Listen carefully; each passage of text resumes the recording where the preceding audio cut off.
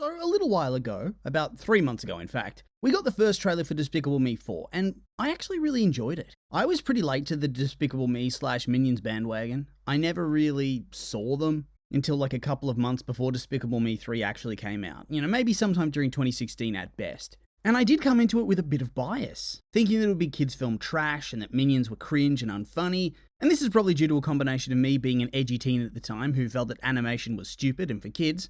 I know, what an idiot, I was so dumb. And on top of that, I think I just developed a hatred for Minions, as they'd appear in so many boomer Facebook posts back then, in so many unfunny ways.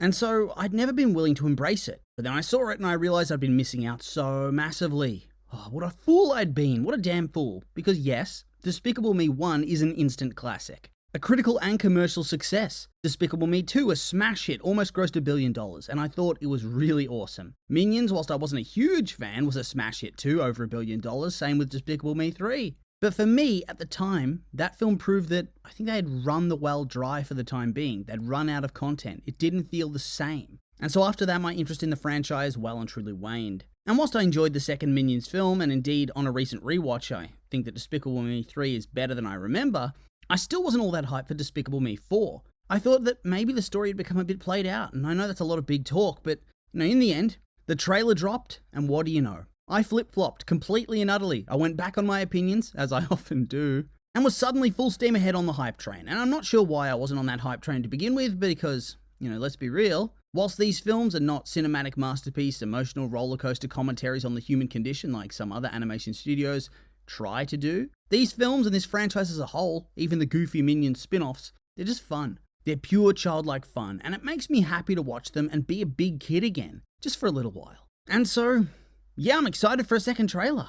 And so with all that being said, let's see what we can find. So we start off the trailer inside what I assume is the headquarters for that anti-villain league, and it turns out the Minions have inexplicably been hired to work desk jobs. Now clearly, this is simply done to give more opportunities for the film to showcase their particular brand of humour, but from an in-universe perspective, what chucklehead dreamed this up? Somehow, I think that these little trigger-happy psychos who love to blow stuff up, sabotage each other, fight each other, almost kill each other, and get into mischief at the drop of a hat, are not ideal employees for an office scenario. Well, for this context at least. I mean, they are extremely smart and very skilled in some ways, but they're extremely dumb as well. And so I don't really understand what the hell the rationale would have to be for these guys to get put to work in this way. I mean, I'm not complaining, I love the chaos, I live for the chaos, and the drama, give it to me. But still, it feels like it's going to be a massive mistake. And I really like this cool sequence where the camera moves through all the different Minions in the work cubicles and the halls, and almost none of them are actually doing any work. And then Rams bottoms back and he's tucking into a massive sub.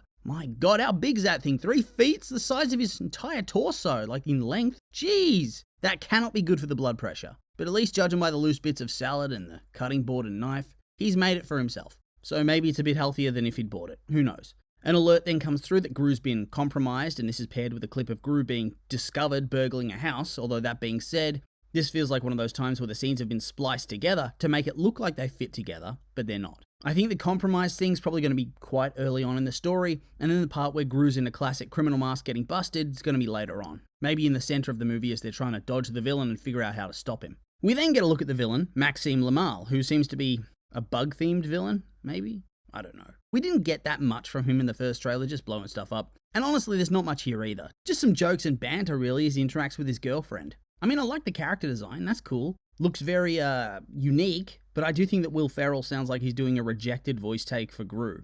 And if they have long-winded dialogue scenes where they're talking to each other, my god, those voices are gonna get old. Also, that scene where he's melting down trying to get his credit card to work, where he's trying to buy fuel, very relatable, very relatable. Although for me, what would make it worse for this scene if there were people watching him, as in bystanders, just waiting around, looking, judging. We then get a bit of a look at Lucy and the 2 younger daughters, and yeah, in the last trailer, kind of thought she was running away from some villain in the grocery store, but looking here, I don't know. I think it's rather more likely that she's simply running away from some crazy Karen out for blood. It just doesn't look like the type of character that literally every major villain in Despicable Me has fit into. They're all wacky, flamboyant, over the top. Her, not so much. Except for her acting like the Terminator. Maybe Lucy took the last of a certain item, and this lady wants it, and she's willing to go all out to get it. And so I'd say this is probably near the start of the film. It feels rather different in tone to the rest of the scenes that we've seen in the trailers, both this one and the first one, so I do expect that it's going to be somewhat early in the story. Probably even before we see or meet Maxime Lamal, and then at some point after that, Gru will get attacked and whatnot,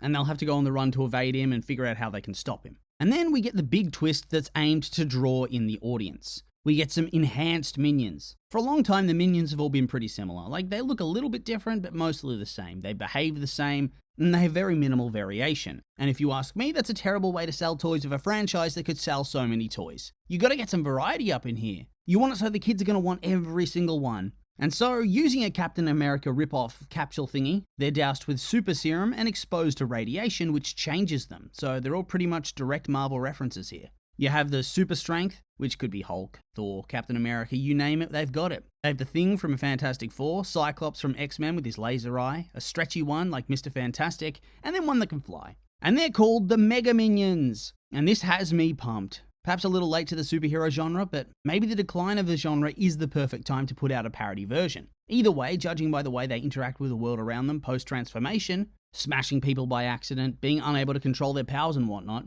I'm fully expecting a whole heap of crazy slapstick adventure, and also just not much else. I think this might be a bit of a red herring plotline. Like, they're built up to be really important and game-changing, only to become a non-factor in the end. I think that would be a rather funny twist. Like, don't get me wrong, I doubt they'd build them up just to have them mean nothing at all, so it feels like your time's been wasted on this plot, but I don't expect them to factor into the overall ending of the story. I feel like it's gotta be Gru taking down Maxime, alone. Kind of has to be. The whole story revolves around Gru needing to protect his family, so he needs to be the one to step up. Plus, you have the natural foil for Lucy with Maxime's girlfriend too, so I think it fits. You can let the minions, like, battle a robot or something, I don't know. Maybe there are more characters we haven't seen yet that they can deal with.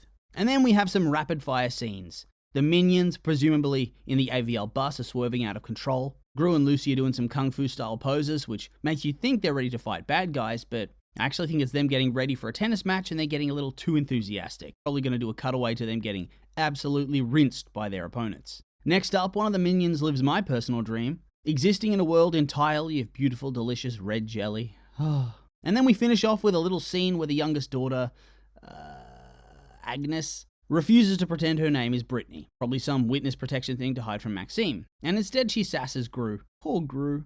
I do enjoy the family moments, honestly. That's some of the best parts of the franchise, especially with him and Agnes, so I'm excited to see how it all plays out. Hell, I'm even hyped for Gru Jr., although I gotta say, I still hate that name. Why would they call him Gru Jr.? Gru is their last name, but whatever.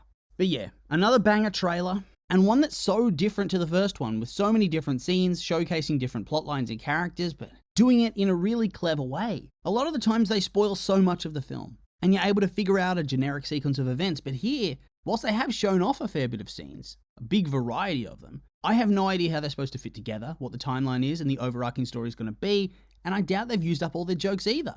So I'm just really hyped for it. Hell yeah, can't wait for July. And so with all that being said, there's not much else to say other than these have been my opinions, and now I'd like to hear yours. What did you think of the trailer? Did you like it, hate it, you hyped, maybe not? I'm curious for your thoughts, so make sure to like, comment and subscribe and let me know.